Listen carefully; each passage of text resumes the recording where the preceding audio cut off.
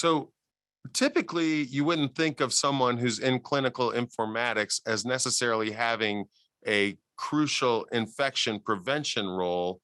Is that right? And is that changing?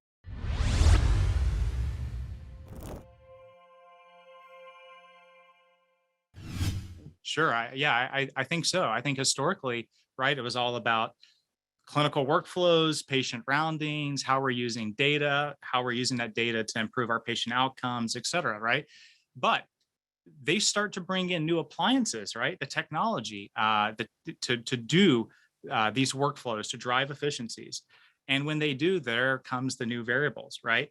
So now they have to think about, wow, okay, yes, we have this mobile device that we're using, on patient roundings to bring into patient rooms.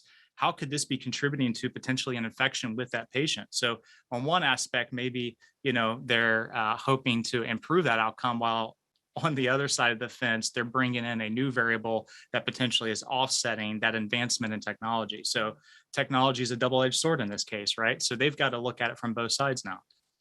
So, give us some examples of maybe some emerging vectors for cross contamination as a result of the development of tools that are integrated with the healthcare EMR systems.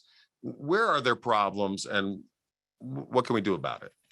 When defining and identifying vectors, I think there are many, right? So I think we have to take a broader approach and say anything that is a handheld electronic, whether it's a scanner, whether it's a phone, it is a PDA, any device that is allowing them to automate their patient workflow that's going in and out of patient rooms, those are your risk, right? Because again, those are going to be devices that don't necessarily have a compliance policy, but probably should have a practice.